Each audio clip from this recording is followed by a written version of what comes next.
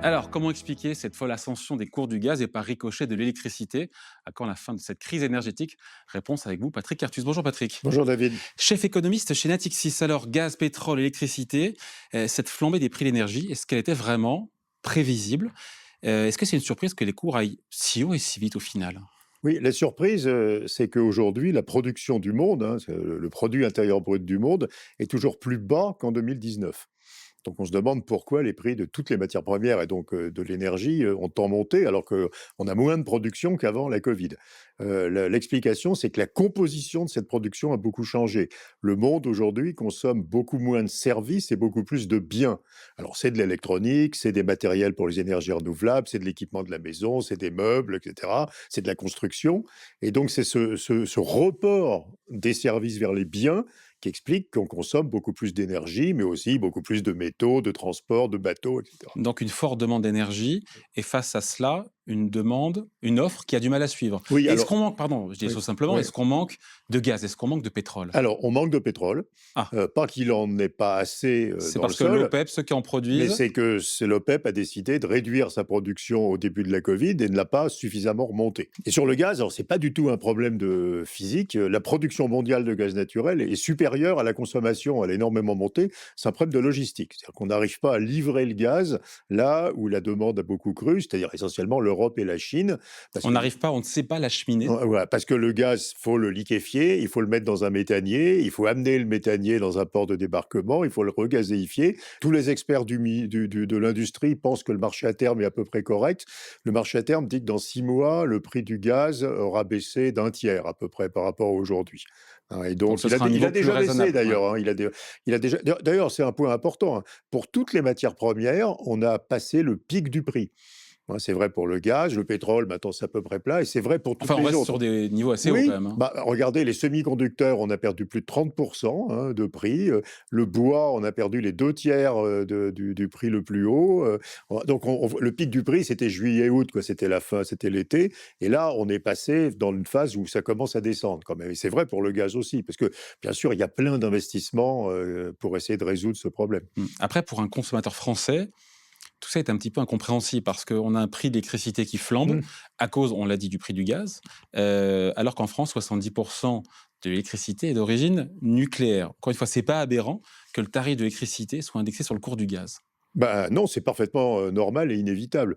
Le problème de l'électricité, c'est que quand vous avez une forte demande, vous n'utilisez pas que le nucléaire, vous utilisez les autres sources d'énergie. Alors il y a les renouvelables, il y a l'hydraulique et cetera, et puis à la marge, c'est du gaz.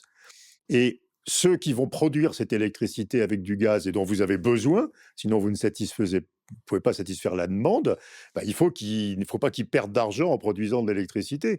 Donc forcément, le prix de l'électricité va être au-dessus du prix de production le plus élevé de tout ce dont vous avez besoin à un instant donné. Sinon, pourquoi est-ce que j'allume une turbine à gaz si je perds de l'argent en vendant l'électricité que je produis avec cette turbine à gaz? Et donc, c'est le vieux principe connu depuis les années 50 dans le monde de l'énergie, de la tarification au coût marginal, quoi. Donc, le prix de l'électricité, c'est le prix de la forme d'électricité la plus chère dont vous avez besoin à chaque instant. Après, l'énergie, elle est fortement taxée en France, on le sait. Est-ce qu'il faut baisser ces taxes? Le pétrole, c'est 60% de taxes. Hmm. La facture d'électricité, c'est un tiers de taxes. Il y a Euh, quelque chose à faire là-dessus? Il faut les monter, les taxes. Non, mais faut savoir ce qu'on veut, quoi. On veut faire de la transition Je me demande comment énergétique. on fait pour baisser la facture et vous l'augmentez. Non, il faut augmenter la facture. Euh, Bah, allez on- dire ça à ceux qui en ont pas les moyens oui, de. mais je vais pas sortir vivant de ce studio, mais c'est pas grave. Il faut faire la transition énergétique. Pour faire la transition énergétique, il faut que les prix d'énergie fossile soient élevés. Donc la bonne solution, c'est de redistribuer du revenu. C'est le chèque énergie. Le chèque énergie ou le chèque carburant, la technique qu'a choisi le gouvernement, c'est la bonne solution. C'est-à-dire vous laissez monter le prix de l'énergie, parce que ça va décourager la consommation d'énergie, et pour les Français les plus modestes, vous compensez ça par des transferts d'argent, mais vous ne faites pas baisser le prix de l'énergie, ou alors vous ne ferez jamais la transition énergétique. Et Cher que le mettre le reste. Hein. paquet, pardon Patrick, sur les Sur- énergies renouvelables, sur le Oui. vert, le solaire, l'éolien. Est-ce que c'est la solution la moins chère pour le coup, pour avoir une électricité moins coûteuse? On se dit que le vent, le soleil, ça coûte rien, il y en a partout, hein. Oui, alors, c'est pas une énergie bon marché, les Ça renouvelables. coûte rien le soleil et le vent, Ça non? coûte rien, mais il faut acheter des cellules solaires. Le vent, ça coûte rien, mais il faut acheter des éoliennes. Et puis le vrai sujet, c'est ce qu'on appelle l'intermittence. Donc la question, c'est quand on manque de vent ou de soleil, pour satisfaire nos besoins en énergie, en électricité, il faut faire appel à quoi? Au gaz alors? Donc on fait Normalement, appel au alors gaz. alors après, en France, nous avons le Ah, le débat sur nucléaire, il y a le il y a le nucléaire. nucléaire. Oui, Donc on mais donc qui tourne à plein régime, j'imagine. alors on dit, bah, on aura 50 de nucléaire si on regarde les objectifs qui ont été fixés et le reste, ça sera des renouvelables. Mais il faudra, vous voyez, une grosse capacité de stockage.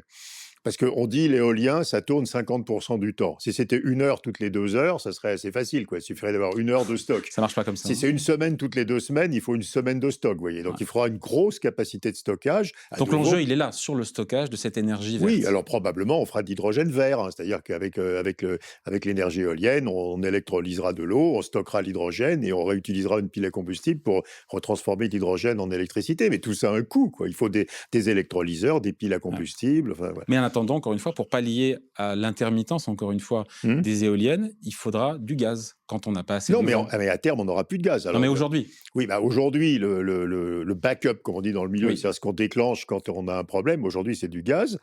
Dans d'autres pays, c'est encore du charbon, hein. Regardez en Chine, même en Allemagne. Mais progressivement, le gaz va disparaître aussi. Alors, le gaz émet 2 fois moins de CO2 pour la même production Oui, d'électricité que le charbon. oui, oui. Donc, pour les pays qui sortent du charbon, c'est vertueux. C'est toujours mieux. Si on allait vers le gaz dans un pays qui n'en a pas, c'est pas vertueux du tout, quoi. Mais en 2050, il y aura plus que On y est, éventuellement du ouais. nucléaire et des énergies renouvelables. On n'y est pas encore en attendant. Ça veut dire que les cours du gaz vont rester volatiles, puisque Oui. à chaque fois qu'on manquera d'énergie Mmh. verte et de vent, il faudra prendre du gaz Oui, dans la pour se période de chauffer. transition, on voit bien ce qui va se passer. Ce qu'on vient de voir là va se corriger, on le disait au début, et puis va revenir. Parce que quand il y aura des anomalies climatiques, par exemple une longue période de temps sans vent, on va tirer sur le gaz.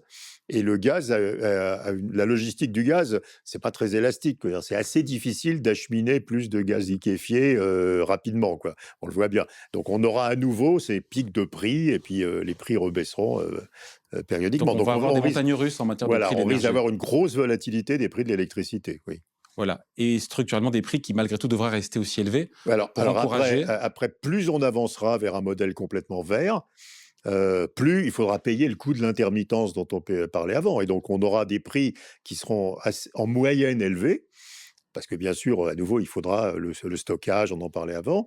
Et bien sûr, le problème de compensation de ces prix élevés pour les personnes les plus modestes était tout à fait évident. Donc, il faudra continuer à faire des transferts sur les personnes les plus modestes pour compenser la hausse des prix de l'énergie. C'est ce qu'on appelle la transition juste, hein, dans le jargon habituel. Assez probablement, on financera ces transferts par une taxation des revenus du capital. Donc, on s'attend à ce qu'il y ait une remontée progressive de la taxation des revenus du capital pour financer ces transferts. Allez, merci beaucoup Patrick. Patrick Artus, donc chef économiste de Natixis. Cette question